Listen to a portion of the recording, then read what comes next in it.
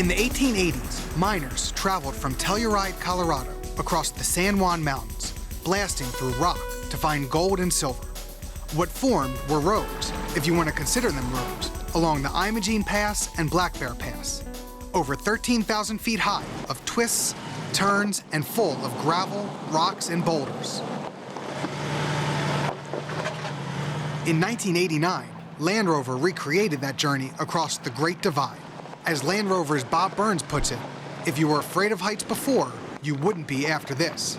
You don't know where you're going. You just see the road drop off the end of the earth, and the next stop, downtown Telluride. Fast forward to 2010. Land Rover was back in the San Juans to show off their new Range Rover and LR4 for part of the Land Rover Colorado experience.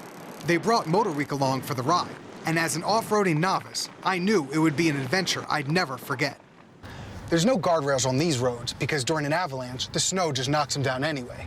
That's the easy part of our journey. This afternoon, we tackle Black Bear Pass. The San Juan Mountains are known for some of the most heart-wrenching off-road courses in the world. Land Rover chose this portion of the Rockies because it shows off what extreme terrains their vehicles can handle. I think most of the terrain is more intimidating from the driver's standpoint. You know, the sheer drop-offs.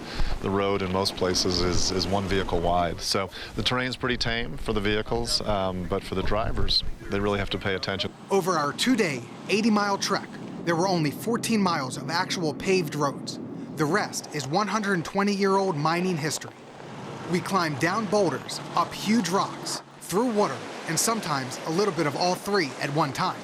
But thanks to Land Rover's experienced instructors, guiding our every step of the way, they made me look like a pro.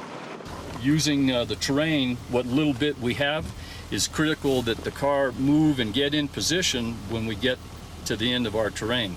If we get there and we're out of position, then getting repositioned can be a can of worms. No.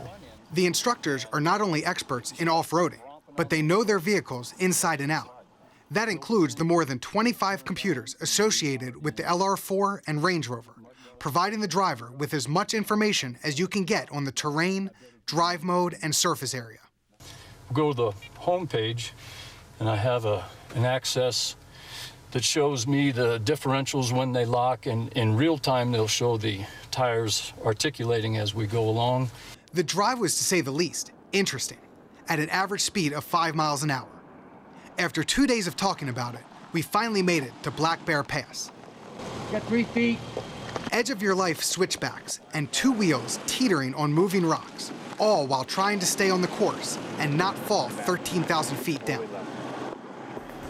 MotorWeek has traveled the world over, testing our skills at torturous Land Rover driving events for decades, and we're still amazed at all the wilds their vehicles can conquer. For more than 20 years, Range Rover and Land Rover have sort of defined off-road adventure and experience all around the world, from the Camel Trophy and the G4 Challenge to blazing new trails through the Amazon and the Siberian jungle, but especially here in Colorado. And that was true for me, as I really went to the extremes on this adventure.